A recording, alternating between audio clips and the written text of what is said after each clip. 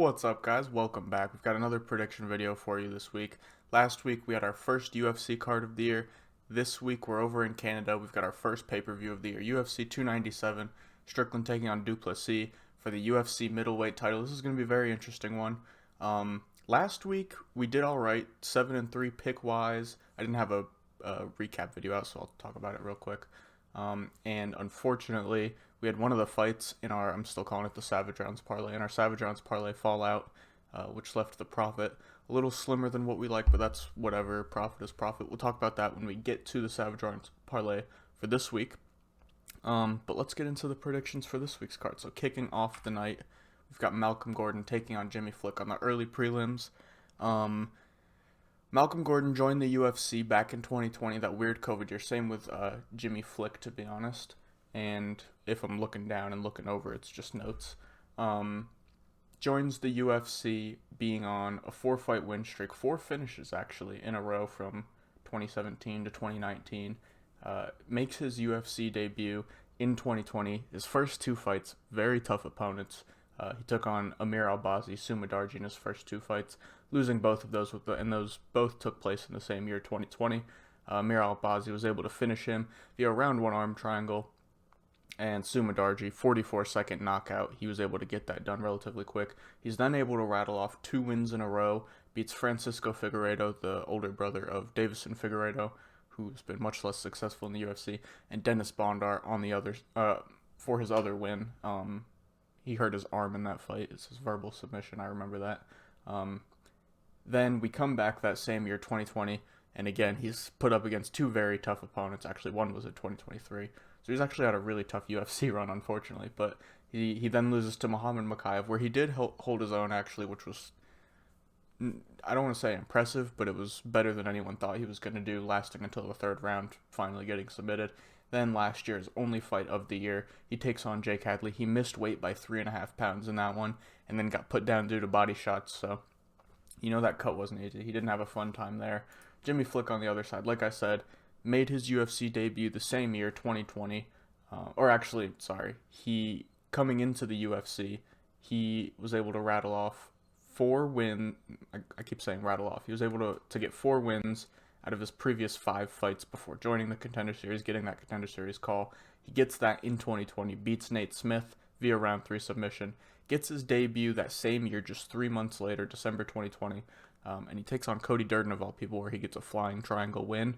I think, looking back now, and I mean, obviously, Jimmy Flick with the flying triangle, it is what it is. It's a good win on his record at this point. Cody Durden obviously lost his last fight, but he was on a very good run for a bit. Not a name you expect to see as a win on Jimmy Flick's resume, so that was a very good win for him there.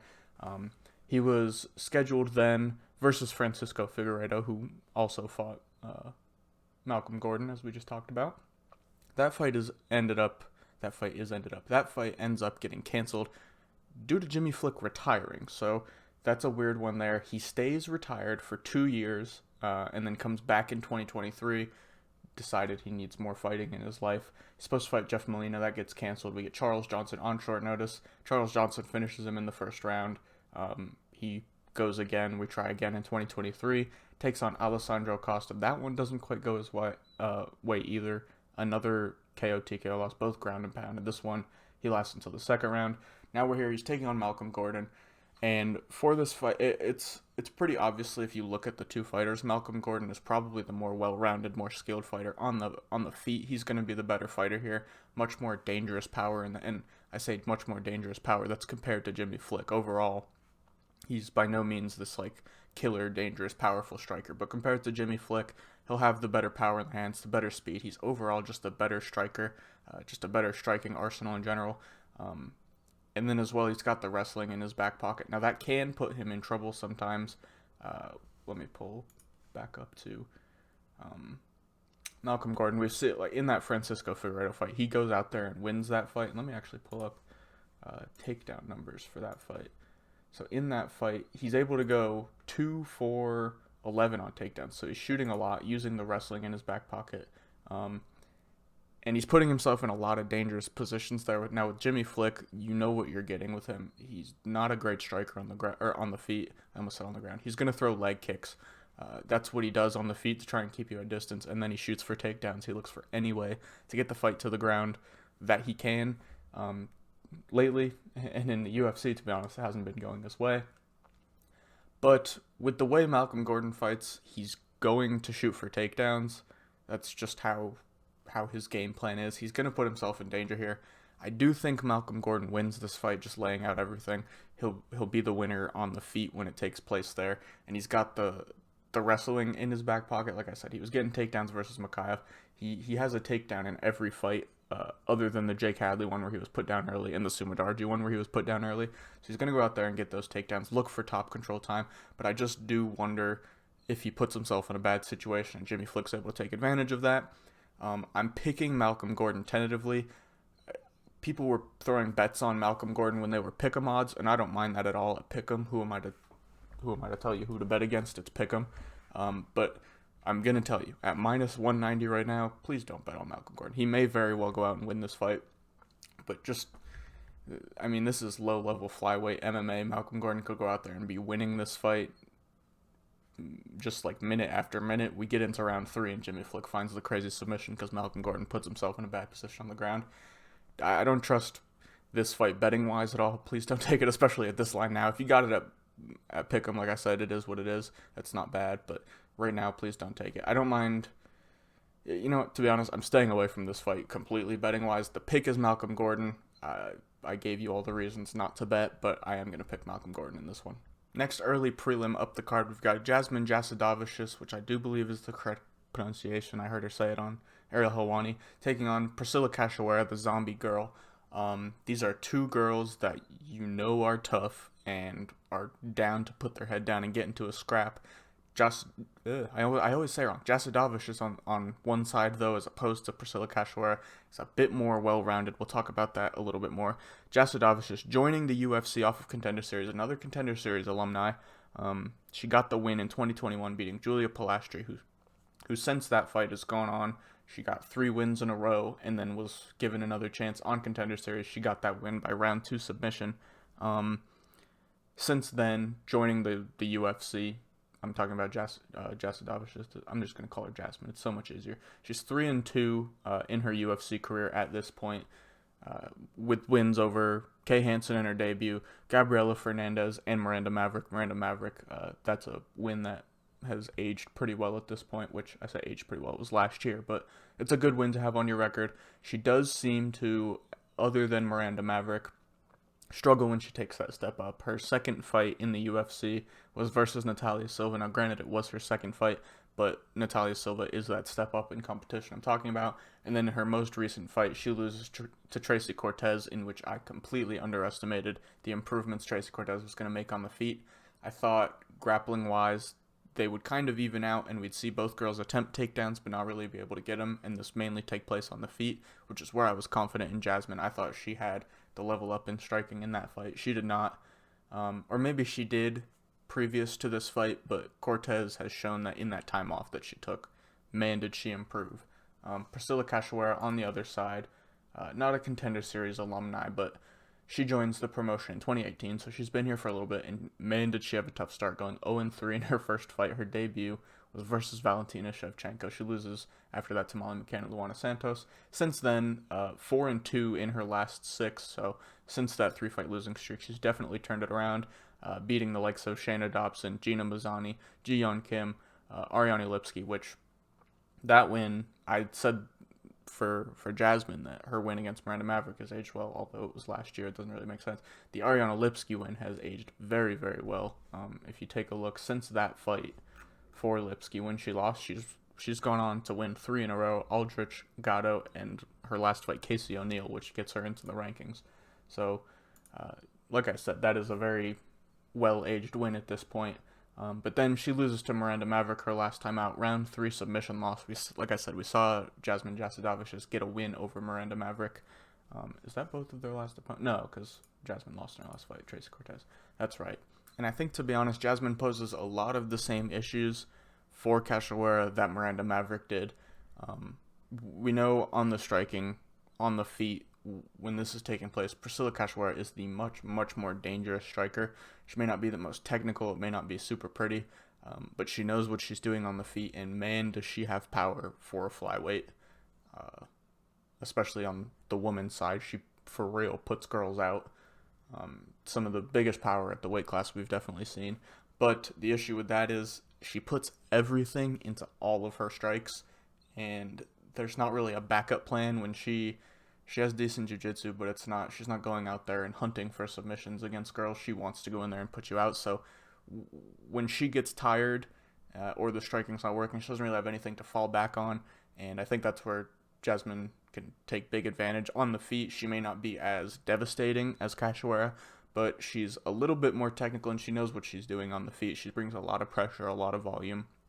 I think if she can avoid the big shots on the feet, she can put on a lot of volume, forward pressure, strike to get into the clinch, where I think she'll definitely have an advantage up against the cage with the elbows, the knees, and then her big advantage, obviously, is the grappling here. She is the much better offensive takedown fighter, much better offensive grappler in general. She's going to go out there, be able to get those clinch situations up against the fence and look for takedowns. We've seen Cachoeira struggle with takedowns, and we've seen her struggle to get up off of the ground when she's on her back. So I believe we see Jasmine go out there, and to be honest, although Priscilla does have 3 submission losses on her record, and Jasmine has one submission victory on her record, I do think we're more likely to see the KO TKO here for Jasidovicius on the ground, even on the ground. I think she goes out there, gets the takedowns.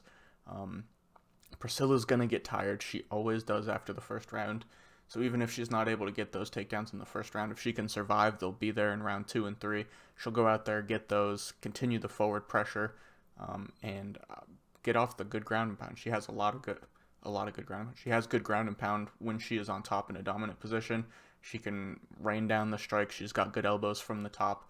I think we see Jasmine win this fight with relative ease. Obviously, the big condition is her getting clipped, which I don't see in this one. She's a tough bite down on her mouthpiece kind of fighter on the feet, so I think she'll be able to handle that and then use her grappling to the advantage. Whether we see the finish or not, I lean yes, but again, I'm not like overconfident on it. I may sprinkle like a round 2-3 KO TKO prop for Jasmine Jasidovicius, but to be honest, that's the only bet I would consider on this fight.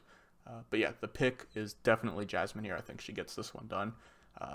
Late 2-3 TKO, but at the very minimum, a decision. Our last of 3 early prelims, we've got 2 guys who between them have seen the judges a total of 5 times in 25 professional fights. Johan Lanice on one side, making his Contender Series appearance in 2021, being 7-0 previous to that, finishing 5 of those fights, 4 of them being in the first round. The fight right before his Contender Series appearance was a round 2 body shot KO. He makes that Contender Series appearance, takes on Justin Burlinson, is able to get the victory by round 1 knockout in a pretty solid first round performance. We didn't get to see too much though. We get to the UFC. He makes his debut in 2020, so looks like 5 months after that Contender Series fight. He takes on Gabe Green, where he's having a good first round. It's a back and forth fight. He lands a big shot to put Gabe Green down. Gabe Green recovers very well, and that's when it starts to take a turn. Lanice's cardio starts to fail him going into that second round. We'll talk about the reason why in a second, but Gabe Green's able to rally back, win that fight, start putting a lot of pressure. I said win that fight before I talked about how. Put a lot of pressure on, forward pressure. He really just breaks Lanice with his own punches and forward pressure. He gets that round 2 TKO finish. Johan Lanice then takes on Darian Weeks that same year, 2022, wins a gross, grimy, very, very close split decision. That not very impressive in my opinion. Then his only fight in 2023 takes on Mike Malott, who has a big spot here right before the 2 title fights on this Canadian card, definitely getting shown the spotlight and getting a chance to break into the rankings. But he loses that to Mike Malott via round 1 sub. Sam Patterson on the other side, a guy who wasn't undefeated going into his Contender Series fight, but he was on a 9-fight unbeaten streak. Can't say 9-fight win streak because he did, in that little run of 9 fights, draw his Brave debut versus Ahmed, Amir, and actually in Brave. A lot of guys come into the UFC fighting not the best competition. In Brave, it's a little bit different. You're fighting guys who have a lot of experience fighting on that Russian regional scene. He was actually fighting some pretty decent guys. That Brave debut, 9-3 fighter. He was able to beat Felipe Silva 9-3 in the first round. Kamil Magomedov 14-1 beat him in the second round. So he on Contender Series even a 7-1 guy. But coming into the UFC, at least you know he's not fighting complete cans. They may not be the best fighters. The 14-1 may not be the best 14-1, but they're not coming into the big show fighting guys that are negative or all even on their records, guys that are getting wins. But he makes that that Contender Series appearance versus Vinicius Sensi 7-1, gets a round 2 submission victory, and then his UFC debut, we're looking at 6 months later in March of 2023, he takes on Yanel Ashmouz, gets knocked out in the first round, and that brings us to here. Johan Lanice is a fighter who is very dangerous in the first round, and I say that because he fights well behind kicks to all 3 levels. He goes leg kick, body kick, head kick. He mixes them all in. He's got big power in his hands. He may not be the most technical, fundamental striker, but big power, very dangerous on the feet early. He works in takedowns to get you thinking about it. But one of his big issues is in not having the most technique and having big power. He puts everything into every punch he throws, and he tends to gas himself out. We saw that in that fight in his debut versus Gabe Green. He wasn't able to find that knockout shot. He did hurt Gabe Green, but wasn't able to follow up on that and find the finish. He comes out in round 2 and looks tired. He was even starting to look tired towards the end of the first round. He does go to decision versus Darian Weeks, and he does have 2 decision wins on his record, but fighting these higher level guys, you can see that's going to be an issue. Sam Patterson on the other side, it's a weird fight for me because going into this tape study, my memory of Sam Patterson is him being not very good at all, but that wasn't the case when watching the tape. He may not be the best fighter, but he's not nearly as bad as I remember him. He fights super long, and obviously he is super long. It worked very well. He was at lightweight for his UFC debut, so it'll be interesting to see him now up at welterweight. Actually, I do want to see. It looks like, just going through looking at his old fights, especially in Brave, these are all at at lightweight. My apologies. So, yeah, just going back, all of these fights, other than a catchweight early in his career, are at 155 pounds. So it will be interesting to see him up at 170 because we know he had that long, lanky frame. He was taller and longer than literally everyone at lightweight. And to be completely honest, at welterweight, that's still probably going to be the case. His frame is massive, 6'3", 78-inch reach. He uses his jab very well. It's sneaky. He's not the fastest striker, but I think because he's so long, that jab gets there earlier than you anticipate. And he fights with his hands down, so it's coming from some interesting angles. But that seems to be one of his effective strikes when he's the one controlling the striking on the feet. He's got a good teep, good kicks. Just because he's so long, he can get the legs up high. But he doesn't have the biggest power. He fights really well at the end of his punches, and he does have a few knockouts on his record, but they're not like big one-punch knockouts. They're getting caught or ground and pound.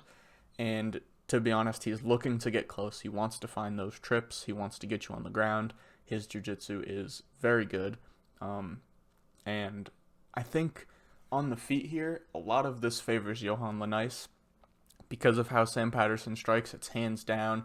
It's the long guy defense. Him getting out of range and assuming he's out of range is basically his striking defense.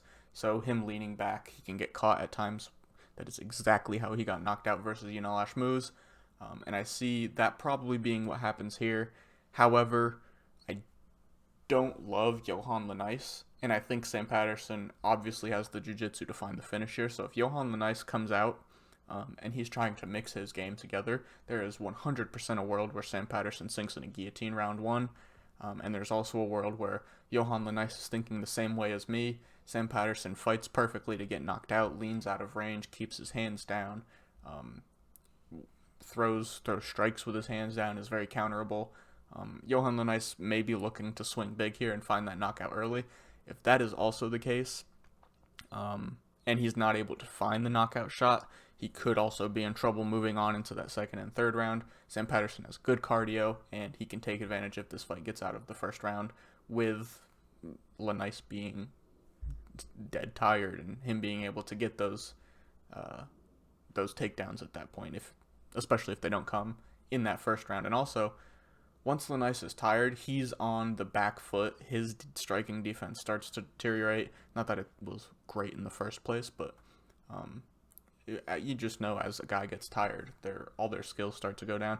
Sam Patterson can start to take advantage everywhere at that point. So this was a hard one for me to pick. And to be honest, going into this, I thought I was going to pick Johan Lenice, but I think I've just talked myself into picking Sam Patterson. I'm going to go with Sam Patterson. I like the jab, which I knew going into this, but I don't think Johan Lenice has enough skills to go out there and beat Sam Patterson unless he lands the huge knockout punch. I think if he tries to work in his grappling, he gets subbed. I think if he doesn't find the early knockout, he's in trouble going into round 2 and 3. So I was going to pick Johan Lenice knockout here, and that was my thinking going in. But just talking out loud to myself, I've switched myself to Sam Patterson. So I'm going Sam Patterson here. Again, this is not a fight I'm willing to bet on, especially early prelims. I don't love either guy. It's low level MMA. But I am going to go with the underdog Sam Patterson this year. I surprised myself talking myself out of the big knockout, but if he gets it, that is his win condition. If not, I think he's probably in a lot of trouble. I'm going with the underdog Sam Patterson in this one. First normal prelim of the night, we've got two strawweight women going at it. Jillian Robertson taking on Polyana Viana. Another fight, actually. I believe this is the last of the first 4 in a row fights where not a single fighter is coming off of a win. If you take a look at the first 4 fights of the night, none of the 8 fighters are coming off of a win, which is kind of crazy to start a card, especially a pay-per-view. But we're here. Like I said, Jillian Robertson taking on Polyana Viana. And Jillian Robertson has been in the UFC for time. She took place on The Ultimate Fighter back in 2017 and then made her actual UFC debut in 2018. So she's been around for a long time. She's had a very patchy career, however, never being able to string together more than 2 wins. And on the flip side of that, also a good thing, never having more than 2 losses in a row, and that only happened once. So normally, when she's losing, she's able to get right back on the horse, and she's coming off of a loss, so that is a good thing for her in that sense. But I guess looking forward, it's not good she's coming off of a loss, but in her last 3, I guess we can look at her last 5. She's 3-2 in her last 5, beating the likes of Priscilla Cachoeira, Maria Agapova, Piera Rodriguez, losing to Miranda Maverick, JJ Aldridge, Tabitha Ricci, and even Tyler Santos right before that, Macy Barber, Mayra Bueno Silva. So she's able to beat the girls at her level and below.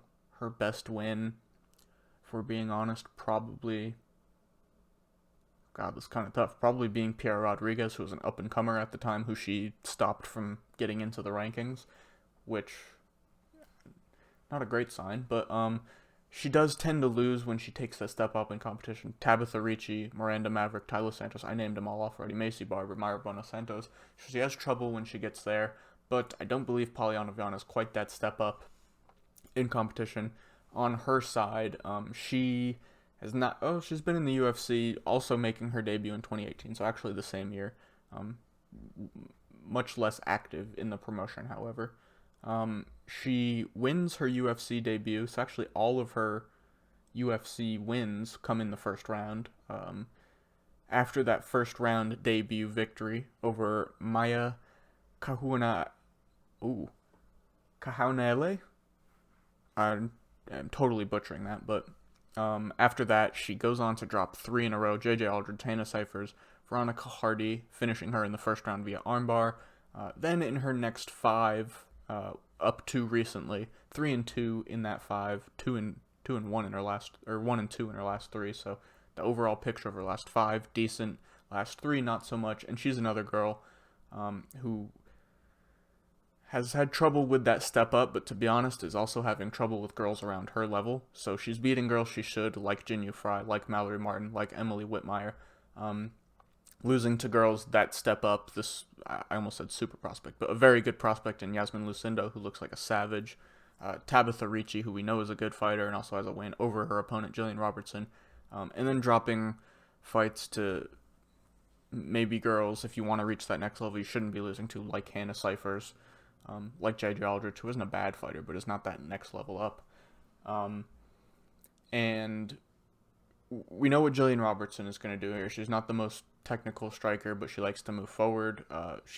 Not the best volume on the feet either, but she likes to move forward and throw her punches to get into the clinch where she's looking to drag you to the ground. On the women's side of MMA, has some of the best overall MMA grappling, especially like MMA jiu-jitsu. Her submission ability is fantastic. 9 submission wins in her career, 7 in the UFC, so she's been very good. Her last, 1, 2, 3, if you go 4 of her last 5 wins have all been by submission. So obviously very proficient when it comes to the grappling. Polyana Viana on the other side does have the edge on the feet. Her Muay Thai is pretty solid overall. Definitely a more devastating striker. Not to say just in general that she's like a big power puncher, but she does in this weight class have more power than most girls, putting out Jinyu Fry. That was actually a really good knockout. 47 seconds in, puts her down with a few hooks. She puts out a very good leg kick as well, a hard leg kick. But her deficiency, although, again, she is a very, very good jiu-jitsu practitioner. She has 8 submissions on her record. She is fantastic from the bottom with an armbar. But her last 2 losses, to be honest, her last 3 have all come due to the grappling. She loses her last fight. Yasmin Lucindo is able. Any grappler that is effective in grappling in their own game has been able to take her down. Yasmin Lucindo was able to get her down and submit her. Tabitha Ricci, let's see how many takedowns she was able to get. 5 takedowns of 10. So she went 50%, but still landing 5 takedowns in that fight and winning a decision. And then also Veronica Hardy submitting her via armbar. So although off the bottom she's very dangerous with her own jiu-jitsu, she has a fantastic armbar, which have been 2 of her last 3 finishes. She's proven that she has trouble with good grapplers, and I think Jillian Robertson will be able to get this fight to the ground. Polyana Viana doesn't have the best takedown defense, and like I said, any grappler that has been proficient in grappling in their game has been able to take her down. Jillian Robertson gets the takedowns, and knowing she has to avoid the armbar, I think she'll be fine. Jillian Robertson is, again, one of the better jiu-jitsu MMA grapplers in the UFC. I really think she's high level enough to avoid that armbar, and I think she knows she probably has to get this fight to the ground because Polyana Viana in this division can be dangerous on the feet, and Jillian Robertson probably doesn't have the striking to match that. So I am on the Jillian Robertson side. I think she goes out there, gets these takedowns she's going to need. And to be honest, I think she's good enough to be able to go out there and submit Viana. We've seen Viana subbed before, especially as this fight goes deeper and deeper. If she's able to just get off ground and pound, tire Viana out, just keep smothering her. As long as Jillian avoids that armbar from the bottom, I think she's fine and she gets a victory here. I think it probably goes to decision, but don't count Jillian Robertson out for a late finish. Next fight up, and we've got a very interesting circumstance here. Feel free to remind me in the comments if I'm wrong, or correct me in the comments if I'm wrong. But if I'm not mistaken, this is the first Contender Series rematch we will have in the UFC. And Siri City, I'm pretty sure it's pronounced, versus Ramon Tavares. City came out on top with the win the first time, but pretty much everyone agrees it was a bit of an early stoppage. There's definitely a chance City goes out and finds that finish and is able to get Tavares out of there. There's also a chance Tavares is able to recover, get back up, and continue on to fight. So there's a very interesting circumstance here. City coming into this fight on a 1, 2, 3, 4, 5 fight win streak, finishing 4 of those 5. And then he does get that first round TKO finish over Ramon Tavares, but like I said, it was a bit of an early stoppage. Ramon Tavares on the other side also coming into this fight on a decent little win streak of his own. He had rattled off 4 in a row, finishing 3 of them, 2 in the first round. And in this fight, if you look at it, if you watch just them fight again, it felt like Ramon Tavares was leading. I feel like pretty much everybody is on that, kind of has that view. It felt pretty obvious to see. But everybody is also of the mind that City is probably the overall better fighter. Ramon Tavares was definitely looking good early on in that fight. He's got very good boxing, slick boxing. He can get a bit wild sometimes and overextend on punches, but for the most part, he's a very good boxer. But that's pretty much all he does. He's not even really out there throwing too many leg kicks. He's not mixing in the wrestling all that much. He does have a submission on his record. It's a guillotine. He has a rear naked choke as well. So he has 3 submissions. I'm missing one more. First fight in his pro career was also a rear naked choke. So he does have a few submissions, but primarily he's out here looking to box with you. And City on the other side is a bit of that longer, more tactical kickboxer. Ramon Tavares is willing to eat some shots to get inside and land shots of his own. City is kind of that guy who wants to bounce around the outside of the cage. And still, he wants to be on the front foot in control, but he's prepared to circle the outside of the cage and kind of pop shot you, use his long limbs. He's got a good jab. He's got a very good kickboxing base, good leg kicks, good teeps to keep you at range. And he feels a lot more technical. He may not have the most devastating power, but he's able to find the timing on his shots. And that's what we saw in the Ramon Tavares when Tavares was landing more shots at a higher volume, what looked like the harder shots as well. But he was able to catch Tavares on that weird half beat with a jab where Tavares looked like he was getting ready to jump in. So it was kind of a timing thing that put him down. I guess it stumbled him first, and then he went up and followed with another shot that put him down. So he kind of rocked him with a timing jab. So that timing, the precision, very good from Sirius Sydney, and I think it's Sirius Sydney, and overall the better game in my opinion. He's got the grappling in the back pocket as well. He'll look for those takedowns to kind of keep that threat open and open up more of his striking arsenal. Good submissions as well, very well rounded. The only issue is to me, the only reason I don't particularly love him is he looks stiff to me. It's kind of like an eye test thing. Everything he does has proven to be effective so far, but to me it just looks a little awkward and stiff, and I tend to stay away from those fighters. But and to be honest, even with how Tavares was coming out and winning that fight, in my opinion, I still don't feel I still wouldn't feel comfortable picking him here. I think he probably looks like he's winning the fight until he isn't, and I think there's a good chance that happens again. Tavares is going to come out with a point to prove. He's going to go in there, look for those big shots. He needs that finish early, in my opinion. He's going to go in, throw the big shots, look for his boxing to get going. And if he's not able to get him out early, which he has been able to do most of his career, I think he's going to struggle as it goes late into the fight. I think City can start to open up, throw a bit more of his more well-rounded arsenal and start to work in the takedowns as well. We saw him kind of half-heartedly go for 2 clinch takedown situations in that first fight and then push off of Tavares, so it looked like he was kind of just testing the waters. So it'll be interesting to see if that plays into his game more, if he's able to get Tavares out of there with another really good timed shot. But I tend to be on the side of City here again. I think just overall his game is better. And Tavares, to me, needs the early finish. He's going to put on a pace early, and if he can't keep it late, I think he's going to be in trouble. If he doesn't find that early finish, I think that's what's going to happen. So I'm picking City here.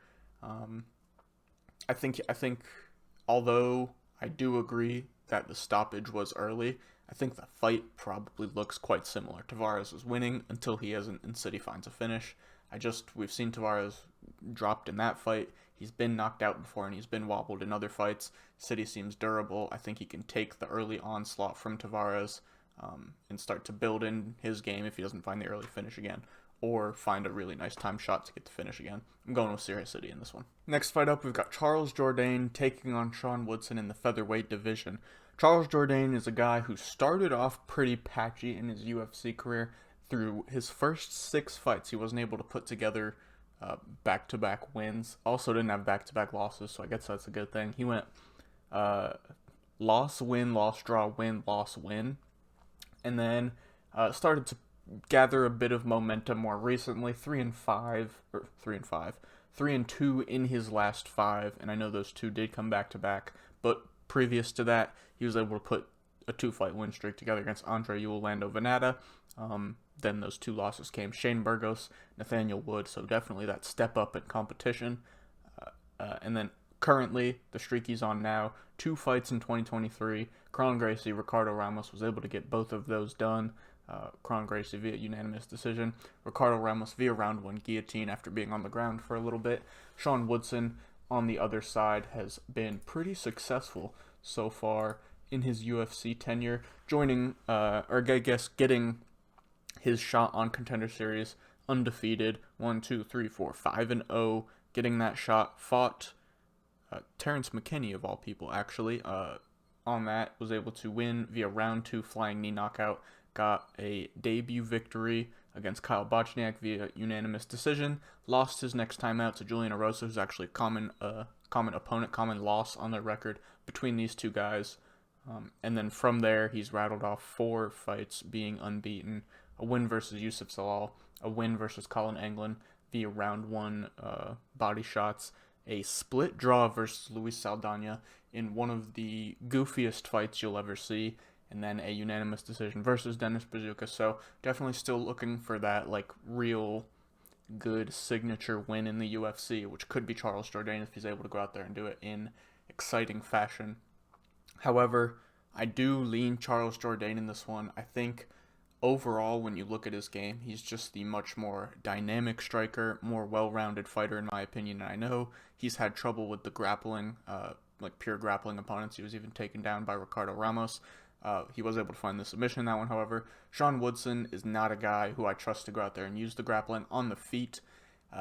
There's not a lot there for me. I don't love what he does. He fights like a long guy. He's got a good jab, good straights down the middle. He definitely fights at the end of his punches, which I do like for a tall guy. He's got a good teep kick. But other than that, that's really his game right there. When he's in close, the hooks look really long and awkward, which I guess they do for not all, for most tall guys, but he struggles with that in close. And when he's getting pushed back, he's not having a lot of success in my opinion. When he's moving forward, he's on the front foot. He's able to move his head away from counters pretty well. His striking defense is solid when he's on the front foot.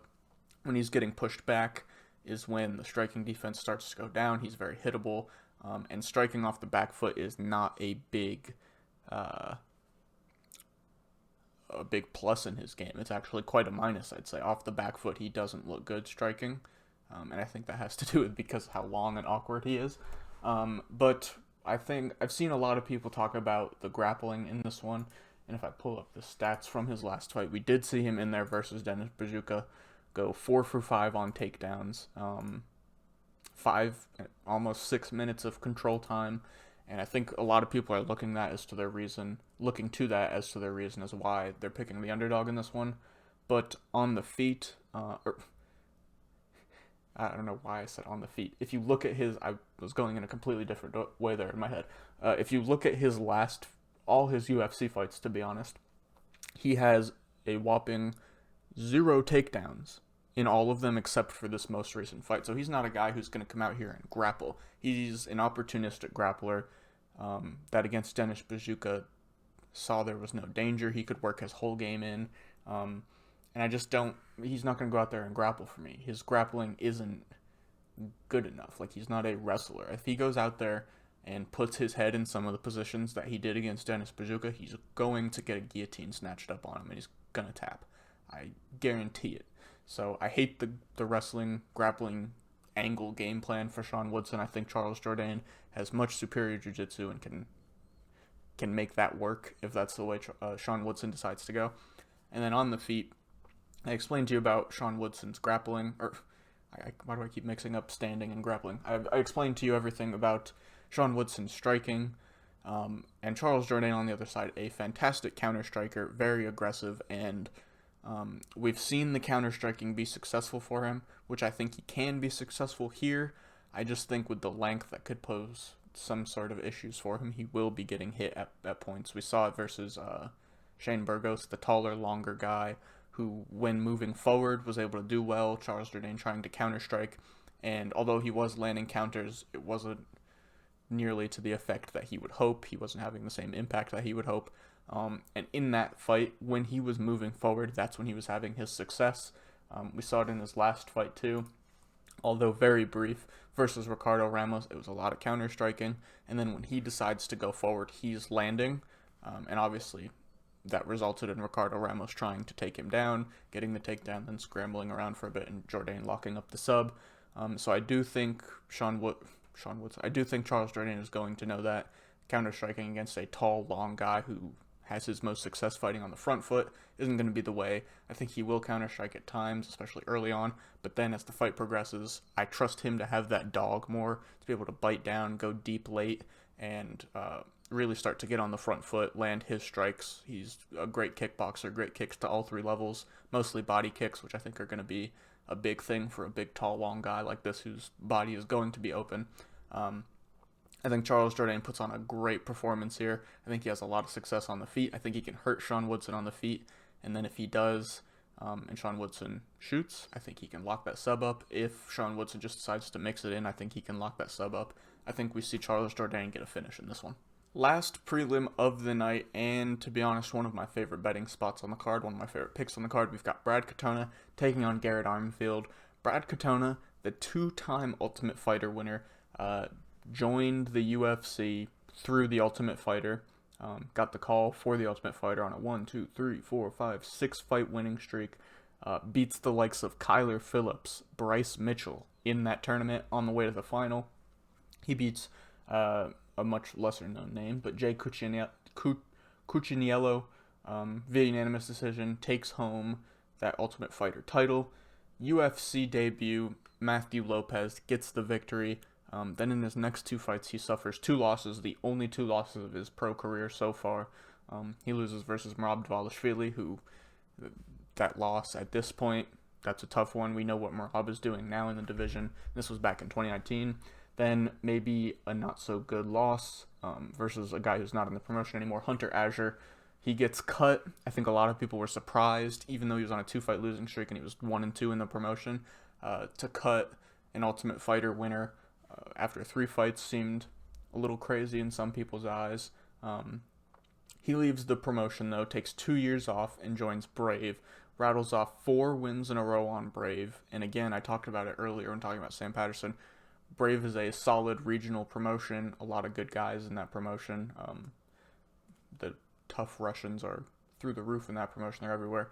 That, though, results in him getting called to the Ultimate Fighter again, where he beats Carlos Vera, Timur Valiev, who we've seen in the UFC. That's always a tough fight, on his way to making another Ultimate Fighter finale, where he beats Cody Gibson to take home the trophy yet again. So we're here. He's got 2 Ultimate Fighter titles. Garrett Armfield on the other side. He comes through the promotion, or joins the promotion with only 2 losses on his record on a 3-fight win streak, finishing 2 of those in the first round. And he takes on David Onama in his debut, who is someone he had fought on the amateur scene, prior to becoming a pro, where he lost by unanimous decision. We get David Onama again. Obviously, they've both improved. They're both older now. This is 4 years later. David Onama does it again, this time quicker via round 2 arm triangle, gets the submission victory. Next year, 2023, Garrett Armfield comes back taking on Toshiyama Kazama, who we saw on road to the UFC. He had a pretty good run, lost in the finale, and then still got a few UFC fights, and neither has gone well for him so far. And Garrett Armfield, to be honest, it was kind of a fight to get him a win. That was the perfect setup fight for him to win by knockout. He gets that first round knockout and looked pretty good doing it. Garrett Armfield, you know what kind of style you're getting from him.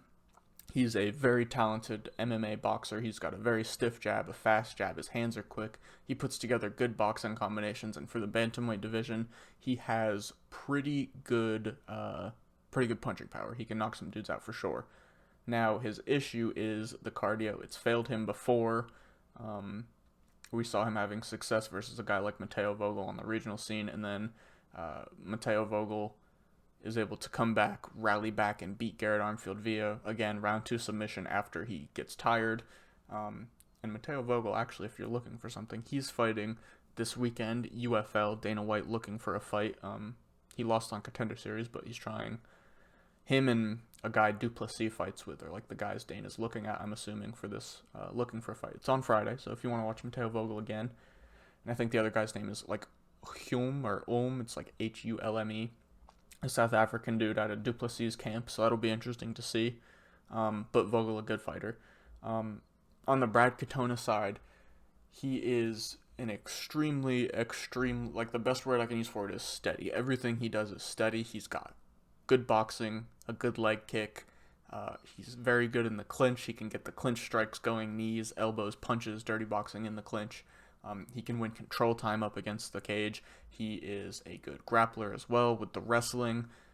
He may not have the most submissions. I believe he only has 2 or 3 on his record. Yeah, he has 3 on his record. He's not like a crazy proficient submission artist, but he has definite submission ability when he's the one being dominant in the grappling. He can look for that there. He can win control time. And I just think this spells a lot of difficulty for Garrett Armfield, especially in the fact that Brad Katona is extremely tough, never been finished in any fight via sub or KO, and his cardio is outstanding. So I think what's going to happen here is we're going to have a very close back and forth first round where Brad Katona is doing his thing and Garrett Armfield is landing good shots and looking very good early. But as the fight starts to go on towards the end of that first round, and I'm not saying Garrett Armfield's going to be lighting him up early. I think it's going to be competitive early. And as Garrett Armfield starts to fade, the rounds go on. Brad Katona is mixing in that clinch time up against the cage, looking for takedowns, making Garrett Armfield defend them, and then stand back up if he does get down, and then try and get back up if he can't while he's being held down. As Brad Katona starts to mix in all his game, as Garrett Armfield's not able to finish him, he starts to fade. Katona's just going to start to take over. There is totally chance for, I've seen a few people say it, and I do like the idea of a late sub for Brad Katona. Once Garrett Armfield's tired, we've seen him get subbed before. I believe he's lost twice by submission. Yeah, to Vogel and Onama. And Onama, by no means, is any like submission specialist, so it's definitely there. I think even if Brad Katona doesn't find the late finish, he wins a decision, but I really think a late finish is live on the feet, on the ground. And we see, as this fight progresses after the first round, Brad Katona just start to dominate. I love this spot for him. I think he has all 3 paths to victory, and Garrett Armfield needs a first round knockout, which I just don't see his first finish, or his first time being finished coming against Garrett Armfield. I like Brad Katona a lot in this spot. Next up, we've got our first main card fight of the night, and it is a banger in my opinion. I know a lot of people have been talking down on this card, not super hyped for it. I haven't been the kindest with my words about it, but there are definitely some sneaky bangers on this card. This is one of them. Arnold Allen taking on Movsar Evloev in by far what's going to be Movsar Evloev's toughest test. He did, to be fair, though, have a very tough test last time out versus Diego Lopez. On the Arnold Allen side, though, we'd seen him completely undefeated in the UFC up to his last fight, beating guys like, I'll just talk about his recent little run. He had a win against Nick Lentz, a win against Sadiq Youssef, Dan Hooker, and Calvin Kattar, which was due to like some freak weird knee injury where Calvin Kattar jumped and landed weird on his leg and his knee gave out. He then takes on Max Holloway, and we had a fantastic fight. It was a barn burner, both guys going back and forth. I believe we had 2 49-46s for Max Holloway, as well as 1 48-47 for Max Holloway. So although it was unanimous, it was a very close fight. Arnold Allen definitely held his own. And in those late rounds where Max Holloway is known to push, Arnold Allen was also pushing.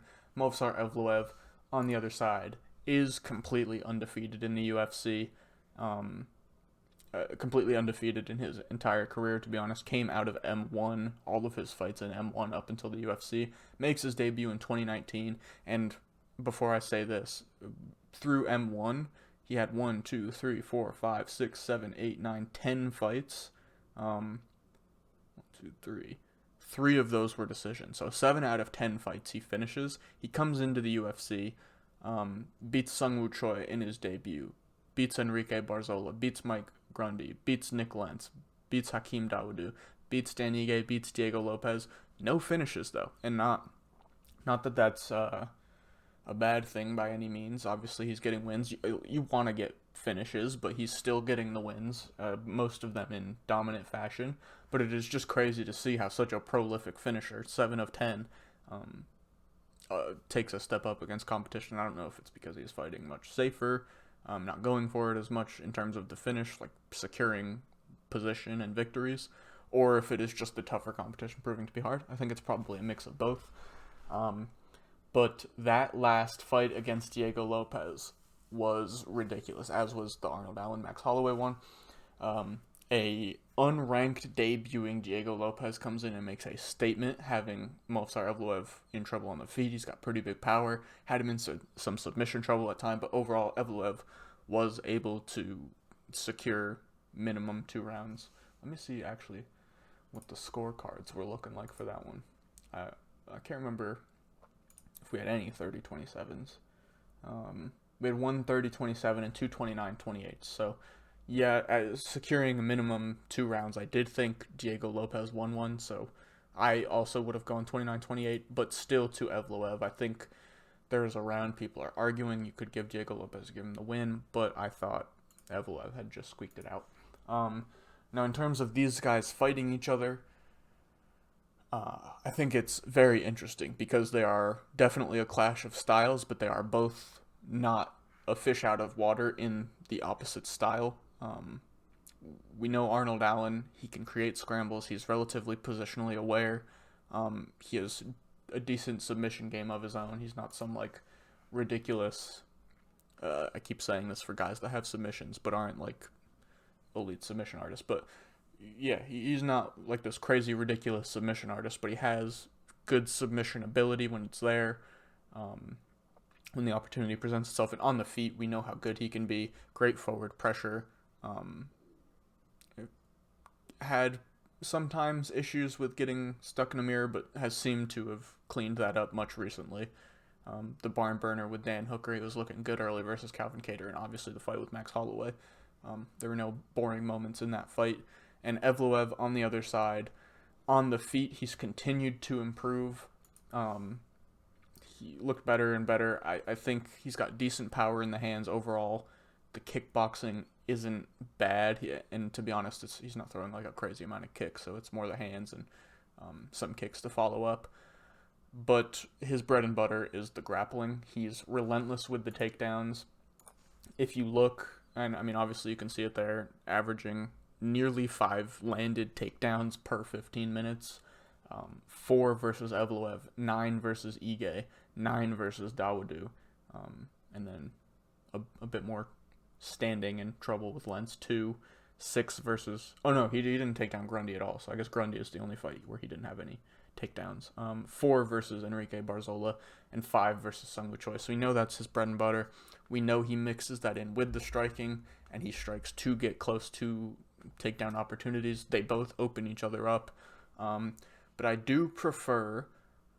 I think Evloev can do better in the striking exchanges with Arnold Allen than Arnold Allen can do in the grappling with Evloev, if that makes any sense. Like, I don't think either one of them...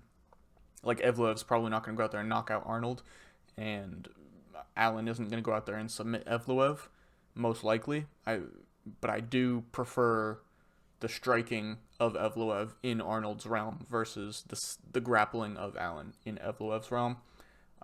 We've seen, and I don't want to say struggle, because he is still winning these fights, Arnold Allen, but versus a guy like Mads Burnell, taken down 6 times, he still is able to find a guillotine choke in that fight. So obviously, like I said, the submission ability is there. He's not some crazy submission artist, but it is there versus a grappler. And then Amir Makwani Makwan Amirkhani. I just mixed his first name and last name. Makwan Amirkhani was able to land 4 takedowns versus him, accumulate 5.5 minutes of control time, and eke out and make Arnold Allen eke out a split decision. So this is kind of why I tend to lean Evloev, because on the feet, I do think Arnold Allen is going to be winning the exchanges, and obviously, if Evloev gets a little bit over aggressive or too confident in himself, I think there are going to be big holes and opportunities for Allen to land some really good counter striking shots.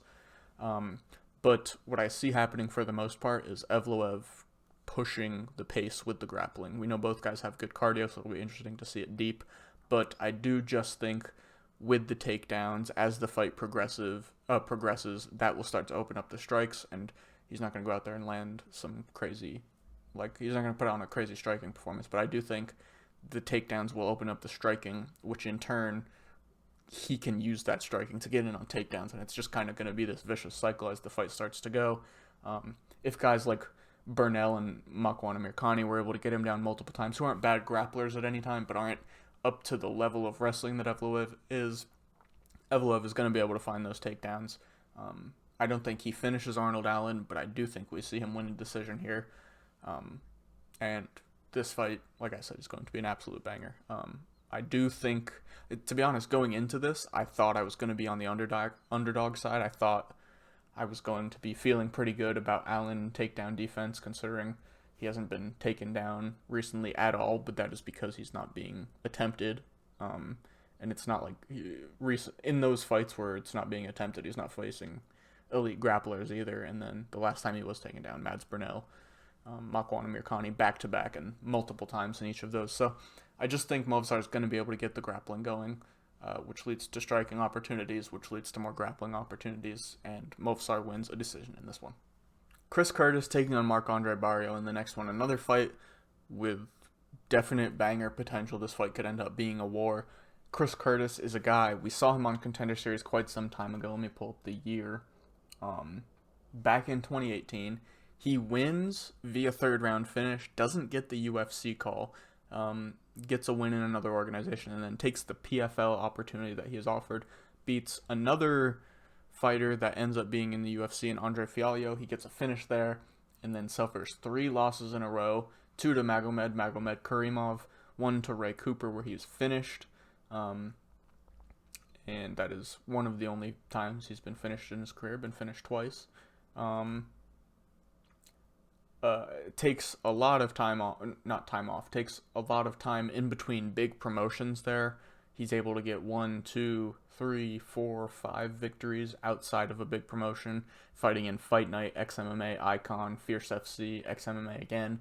He gets that UFC call and rattles off 3 wins in a row. His debut gets a knockout versus Phil Hawes, then is able to finish Brendan Allen, and man, has that win aged well. Brendan Allen now fighting Marvin Vettori coming up in a fight that will get him very close to the top 5 rankings, a win against an elite BJJ player in Rodolfo Vieira. And then in these last 4 fights, he's had a little bit more trouble with that step up. Jack Hermansson loses a unanimous decision where Hermansson was on his bike the whole fight. Chris Curtis was just having a lot of trouble getting close enough to land his own shots. You could tell he was visibly frustrated during that one. Gets a good knockout versus Joaquin Buckley, then takes that step up again versus Kelvin Gastelum, where there was a bit of controversy. There was a headbutt that didn't end up getting called or something, and it gets called a knockdown, which definitely helped aid Kelvin Gastelum in a win. I thought Chris Curtis was looking good in that fight, not saying he would have gotten the nod by any means, but that definitely, a headbutt that kind of looked like a knockdown, aided in the judging side for Kelvin Gastelum. I still do think Kelvin would have won that fight, by the way, but there was just some controversy about it. And then in his most recent fight, a head clash that does get seen and noticed, we end up with a no contest versus Nasruddin Imavov. In his last one, that was mid last year, June 2023. Now we're here taking on Marc-Andre Barriault, who on the other side didn't fight in Contender Series, came into the UFC on a 1, 2, 3, 4, 5, 6, 7, 8 fight win streak, mostly finishes in there. And it seems like all of the he had all finishes in there, and then the 3 times it went to decision were all 3 split decisions, which is kind of funny. He kicks off his UFC run in a very bad way. Through 4 fights, he loses his debut to Andrew Sanchez, loses to Krzysztof Jotko, loses to Jun Young Park, all by decision, no finishes. And then he does win a fight via finish versus Oscar Piechota.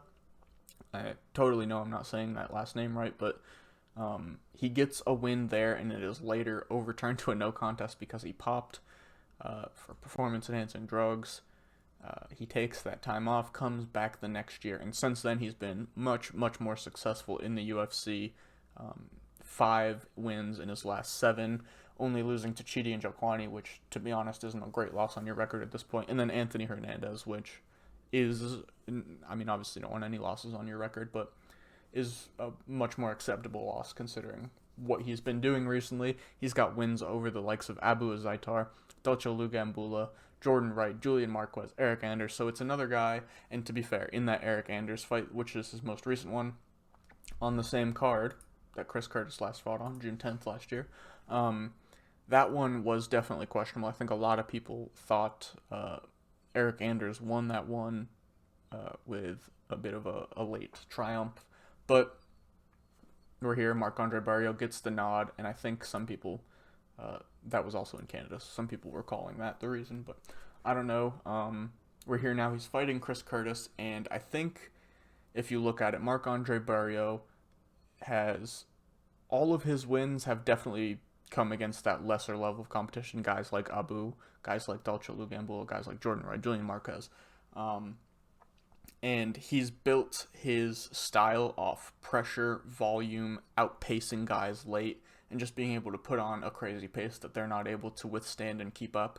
And I just don't see that style working against Chris Curtis. He's going to come forward and throw his shots. He's a little bit wild. He doesn't have crazy power. Chris Curtis is going to be able to get in there and mix it up, in my opinion. I think his boxing is at a much higher level, just in general, moving forward, counter-striking. And I think that's going to be a big problem for Marc-Andre Barriault. We've seen him dropped. He got knocked out by Chidi and Jokwani. He's been hurt before in other fights. I think he's going to be coming forward, and Chris Curtis is going to be landing some hammers of counter shots that really do damage on Marc-Andre Barriault. One of the things that I've talked about here is that cardio, that pace that he puts on. Chris Curtis does fantastic boxing work to the body. As this fight progresses, that's going to zap Marc-Andre Barriault. He's not going to be able to do, unless he's got like ridiculous like durability in his stomach that doesn't zap his cardio, that doesn't hurt his body, he's going to get zapped. It's just going to happen. Chris Curtis is the better boxer, overall the better technical striker. I think he's just as durable, can match that durability that Barriault brings. He may not have quite like the elite cardio, but Chris Curtis has good cardio, that's for sure. He doesn't have bad cardio. He looks like he may start to slow down in that 3rd round, but it's nothing that puts off his game plan by like a crazy amount. Like, he's not able to go out there and not fight anymore. Once he starts to get tired, he fights through that. I love the toughness, the durability. He's the better striker at minus 190. This feels like a great spot to me. Marc-Andre Barriault needs to break Chris Curtis to beat him, and I just don't think he can break him with what's the power that's going to be coming back and the body shots that start to wear down on him. I love Chris Curtis in this spot. I'll definitely be taking some spots on him. I think there's a good chance for a late finish. At the very minimum, we get a war and a decision. But Chris Curtis is definitely the pick in this one. Next fight up, the UFC is trying to build a Canadian superstar in Mike Malott. He's taking on Neil Magny, trying to break into the rankings for the first time. And Neil Magny is trying to continue to do what he's done since basically 2020 now, which is be that gatekeeper, knock off the prospects, or at least try, and try and defend his spot. He took that break that I'm talking about. He lost to Santiago Ponzinibbio back in 2018. He loses via round 4 knockout. He comes back in 2020, so 2 years later, and rattles off 3 wins that year, beating Li Jingliang, Anthony Rocco Martin, and Robbie Lawler. And then he goes on, and he's kind of been up and down, back and forth since then. Loses to Michael Chiesa, beats Jeff Neal in a fight that, how did he beat Jeff Neal? If they fought again, Jeff Neal would kill him.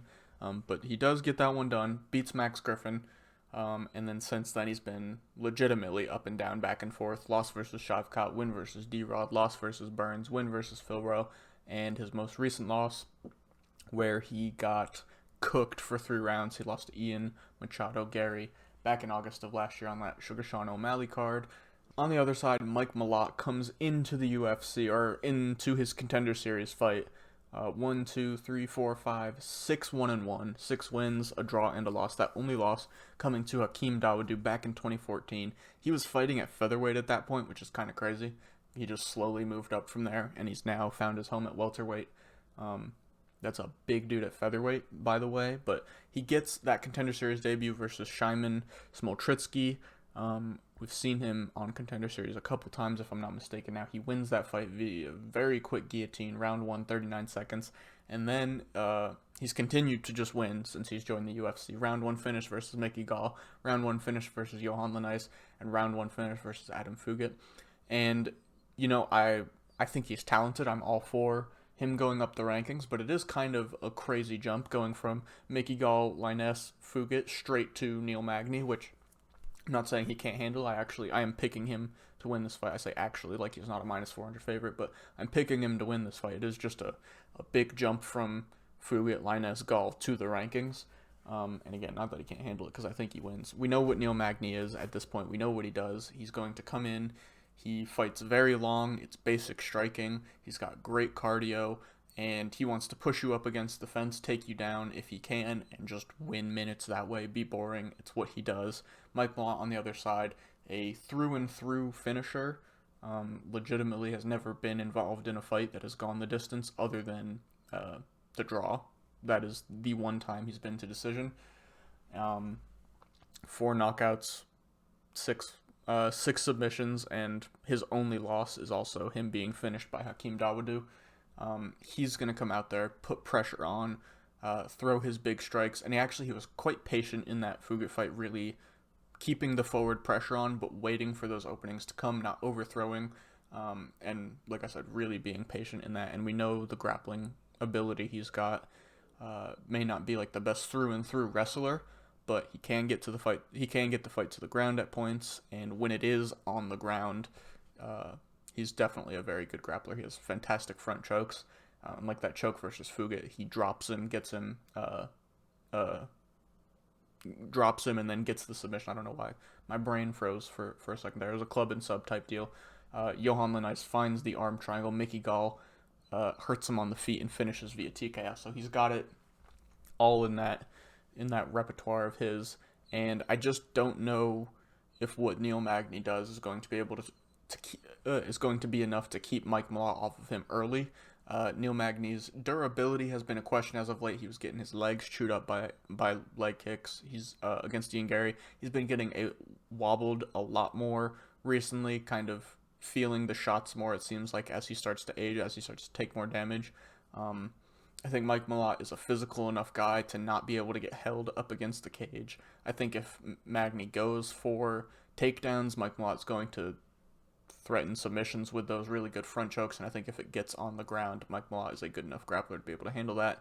I think we see Mike Malott find another early finish here. I'm thinking sub. I think on the feet, he can probably hurt Neil Magny, and if Magny does try and take it to the ground, Mike Malott will find a sub on the ground there as well. It's been tough for Neil Magny against good grapplers lately. Sub by Burns, sub by Shavkat, and a loss to Chiesa, the last 3 elite grapplers he's faced. And he's shooting takedowns in every fight, but fights versus these guys. He did versus Chiesa, but not versus Shavkat, not versus Gilbert. So it will be interesting to see if he deems Mike Malott a threat on the ground to where he's going to shoot these takedowns or he's not. I think it would not be a good idea for him. But I do like Mike Malott in this one. The only kind of question we have here is Mike Malott late in the fight. We've seen him kind of start to slow down as the fight goes on outside of the UFC. He hasn't really run into that in the UFC. And we know Neil Magny is a cardio freak. So if if Mike Malott doesn't get Neil Magny out of there early, is he going to be able to do enough late to win a decision? Is Neil Magny going to be able to take over? It'll just be interesting to see there, but I do tend to lean Mike Malott finding that early finish. I think Mike Malott gets him out of there. He is the pick. We get to our co-main event of the night, and it is our first title fight of the night, as well as our first title fight of the year. We've got Raquel Pennington taking on Mayra Bueno Silva for our vacant female bantamweight title.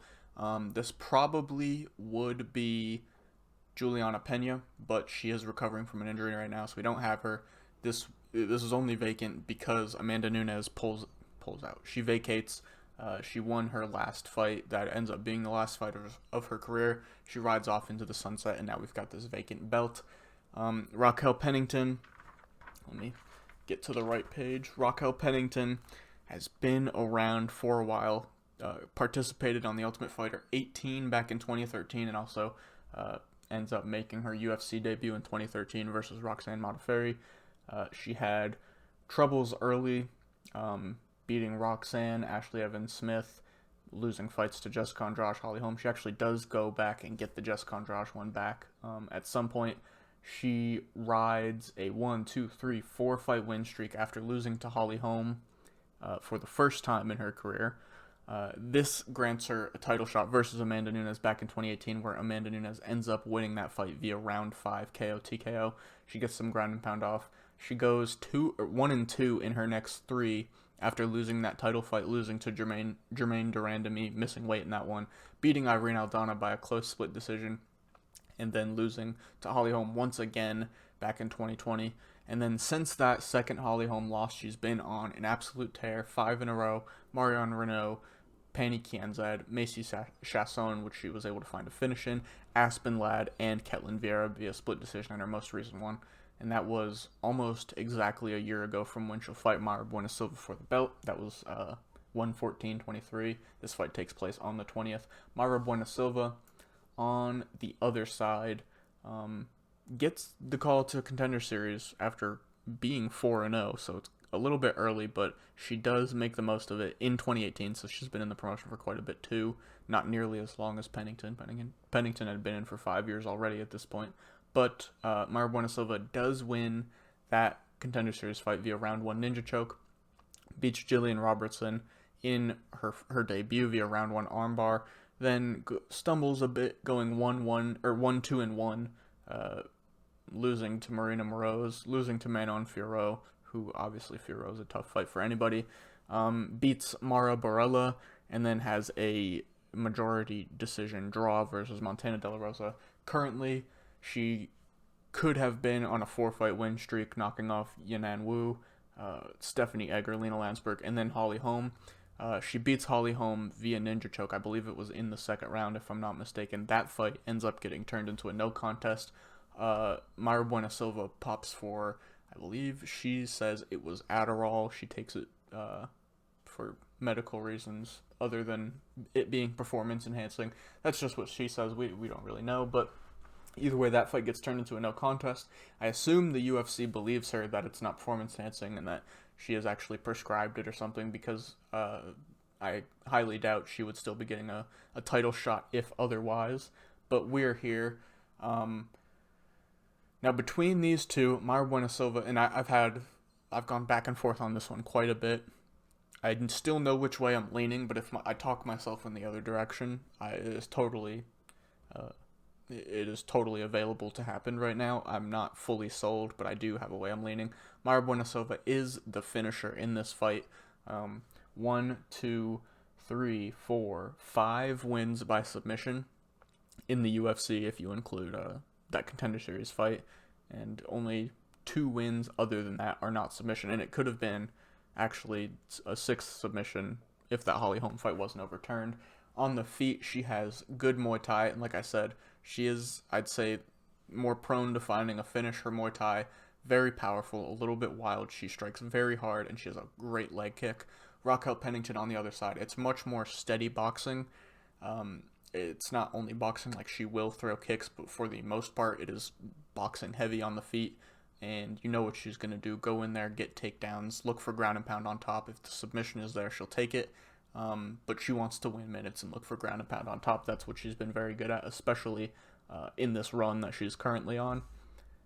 Let me pull up our little UFC stats here.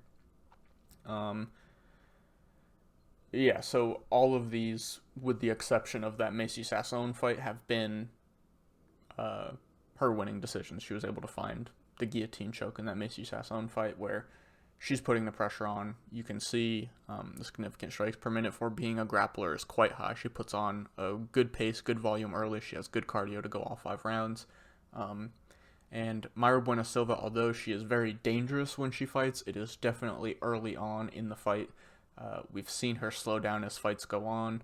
So I think for Mayra Bueno Silva, we know she needs that early finish. If this goes late, I think she's probably going to be in some trouble just with the grit and the grind Raquel Pennington typically fights with in her fights. She's not afraid for this fight to go deep and for her to be winning minutes on the ground.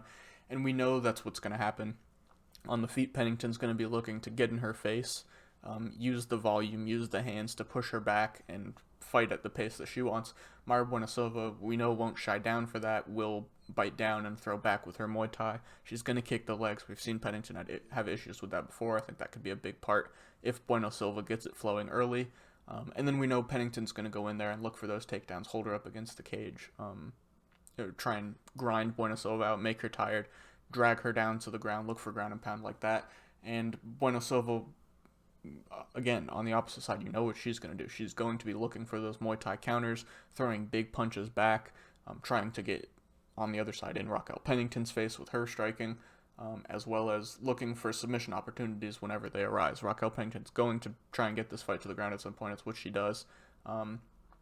She has to be wary of Bueno Silva looking for those submissions. She's got a good guillotine. We've seen her hit the ninja choke twice now in the UFC against Holly Holm of all people, so a high level. But I do wonder if she's not able to find the submission, if she struggles late. I'm pretty confident in saying that she'll struggle late on in the fight if she doesn't find the early submission, and that's why I tend to lean Pennington. I thought there was a chance I would talk myself out of Pennington and into the underdog here, or into the favorite here with Bueno Silva, but I do just like the steadiness, the grind, the cardio advantage out of Raquel Pennington. She's a minute winner. Mayra Bueno Silva is typically losing fights until she wins them, and obviously that could happen here. Mayra Bueno Silva could probably submit anybody in MMA, but Pennington hasn't been finished but once in the last decade, and that was versus Amanda Nunes in that 5-round title fight. I don't think Bueno Silva is going to be able to push it to that 5th round where she's able to find the finish. And obviously, like I said, she could probably submit anybody early doors, but I just don't see it happening. I think Raquel Pennington is going to fight at a high pace, grind Bueno Silva out, win minutes, and then as Bueno Silva starts to get tired, she just dominates more and more. I think a late sub, like round 3 and on, is totally live for Pennington. Once Bueno Silva's tired, I think Pennington can totally find ground and pound. But there's also a pretty high chance this goes to decision. I won't be betting like methods or anything. I'm considering Pennington, but like I said, you can tell I'm not fully sold on it. But I do lean Pennington as the underdog, getting the win in this fight. I like Pennington here. We get to the main event, and we've got a absolute certified banger here. The current middleweight champ, Sean Strickland, looking to defend for the first time, taking on the undefeated challenger, the number 2 ranked Dricus du Plessis out of South Africa. Like I said, this is a barn burner. From minute 1, we know this is going to be a fun fight. You know what Sean Strickland's about. You know what Dricus du Plessis is about. Strickland has been very good recently since that loss to Alex Pereira. We're actually going into the loss versus Alex Pereira. He was on a 6-fight win streak. Definitely starting to build himself up. He takes on Alex Pereira, gets smoked in the first round. Takes on Jared Cannonier, loses a close split decision where it was the big power shots of Cannonier really being able to win him the rounds there. And currently on a 3-fight win streak, beating Nasruddin Imavov early last year via decision, beating Abus Magomedov in round 2 later in the year, TKO, and then that earned him his title shot versus Israel Adesanya, where he put on a clinic, which was absolutely crazy to see, dropping Adesanya early and going on to win a dominant 5-round decision. I say earning in a weird way because Strickland probably doesn't get this title shot without Dricus du Plessis not being available to fight Israel Adesanya. So Sean Strickland ends up with the belt, which is a crazy thing to think, but we are here. Du Plessis on the other side joins the UFC with only 2 losses to his record, losing to Roberto Soldic, and back real early in his career, 2014, his 5th fight, losing to Gareth McClellan. And that was actually, that fight got Gareth McClellan into the UFC, where he ended up only winning 1 fight and losing like 5.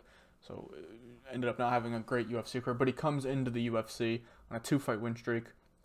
And to be honest, that Roberto Soldic loss isn't that bad either. He's a very good fighter for KSW, was a champion, and also is now in one championship, looking to try and do something over there.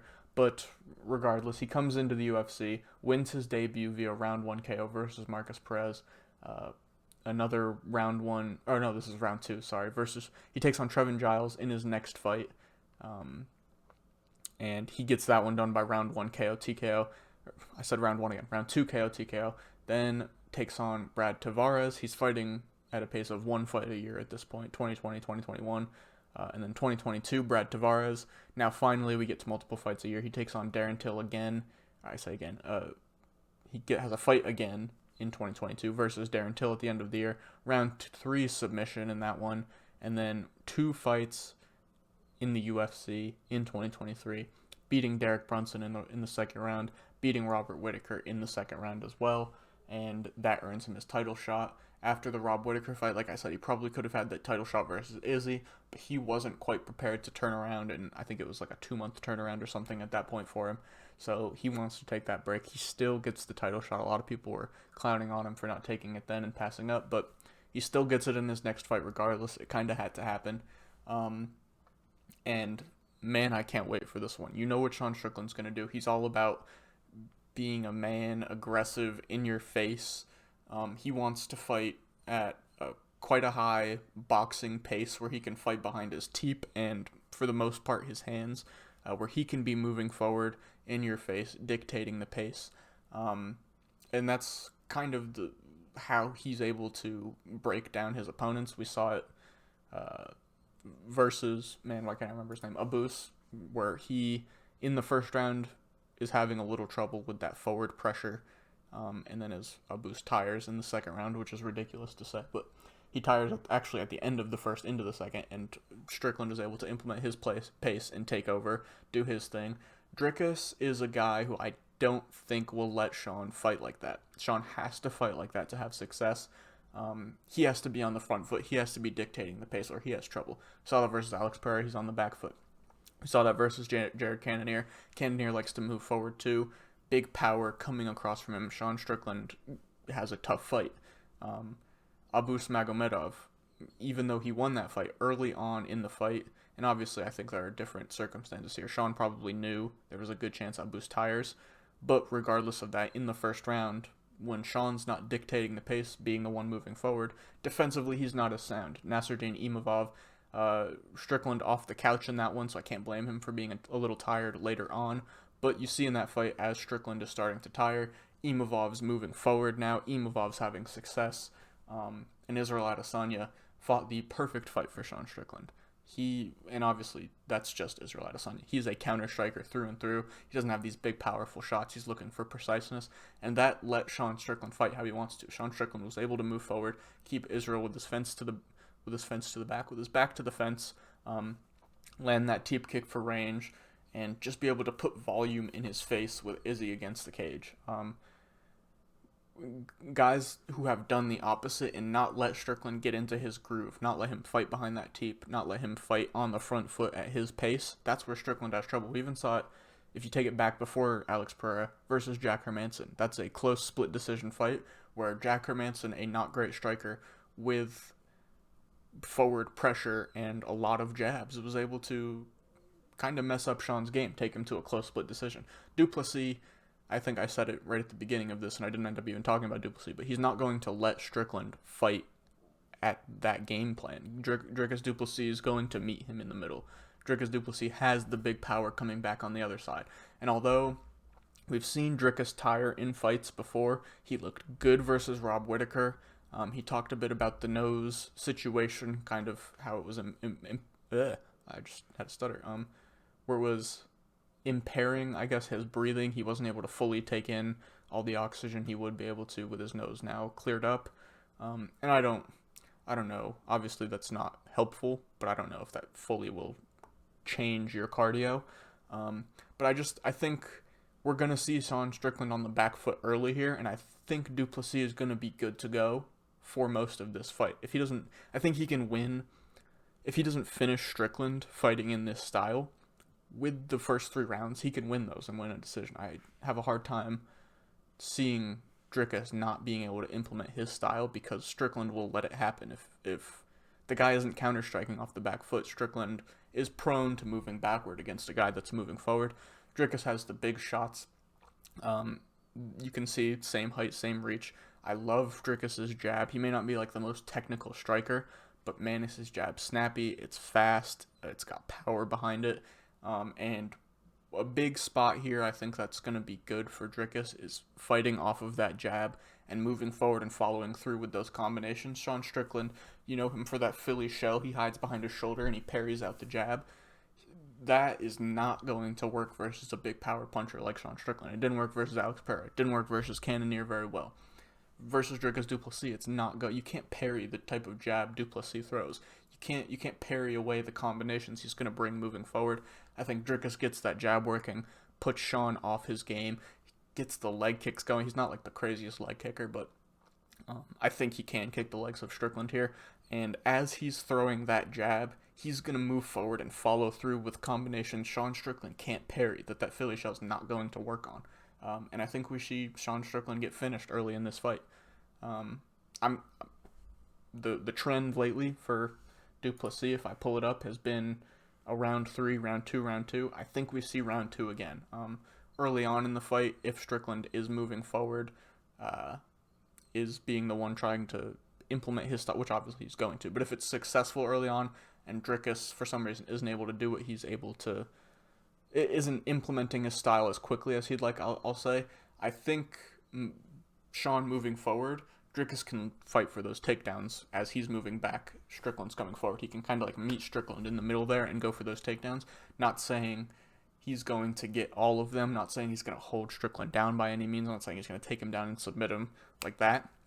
But I do think that can be a way, another way, something that his opponents haven't quite had as of recently, at least in his last 2, that can start to throw off that rhythm of Strickland, that can let Duplessis then build in his game plan, his forward pressure, his jab, his power boxing. And I think that's going to blend really well for Dricus here, no matter how you cut it. I think we see and new Dricus Duplessis with the middleweight strap. I'm very excited for this fight. It'll be very interesting to see if he's not able to get Duplessis out of there, or if he's not able to get Strickland out of there early. Does the pace from Strickland start to play an effect later? Has Duplessis sorted that out? There's a lot of questions late into the fight, but early on, through 3 rounds minimum, I think Duplessis has this unlock. I like the finish, but at a minimum, I think we see Duplessis win 3 rounds and have a very tough 4 and 5 with a great war for the middleweight strap. I love this fight.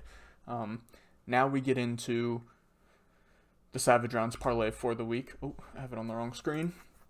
We went, so technically it's 1-0 last week. We had Joshua Van, Manel Kopp. Joshua Van was minus 200. We put 1 unit on every Savage Rounds parlay. So that fight falls out. The bet's already in, so I might as well put it on the record. The profit is already there. Like, I can't undo the bet once it's there. So unfortunately, we end up just putting 1 unit on Josh Van at minus 200. So we get half a unit back. It's kind of like a cheesy only 1 leg win, but we made half a unit for the bankroll, so it is there. So we're up half a unit going into this week. I love Brad Katona. I talked about it. I think we have we have a back and forth. We have a first round where it's competitive, and then Katona has just the overall experience factor. He has the much better cardio. He's tough as nails, never been finished. The much more steadier fighter. I think we see I can't remember his name. Garrett Armfield struggle a lot as this fight goes later. Brad Katona gets a late finish, gets the decision win. I like Katona a lot in this spot. And same deal with Chris Curtis here. We know what Marc-Andre Barriault does. He breaks people with his forward pressure, his pace, that in-your-face boxing. And I think Chris Curtis is built to fight against that. Chris Curtis is going to go to the body. His boxing is better than Marc-Andre Barriault's. I think his counter-striking is great. He's going to be able to land big shots on Marc-Andre Barriault coming forward. That pace isn't going to be there, like I said, because Curtis is working the body shots. Chris is tough. He's got good cardio. Again, same kind of deal. Late finish decision for Chris Curtis. I think we've got two really good spots here, especially with the lines being as they are right now. Minus 195 on each gets you plus 129. We're putting a unit on that. Be up at like 1.79 through 2 fights. I'm pretty confident we'll be 2 weeks in a row hitting the Savage Rounds parlay. That's all for you this week. Everyone enjoy 297. This is going to be a fun card. It's sneaky good, so give it a chance. Drop a like on the video, subscribe, check out the TikTok. We'll have props for this card on the TikTok. And we'll be back next week to talk about the card, do some matchmaking. Peace.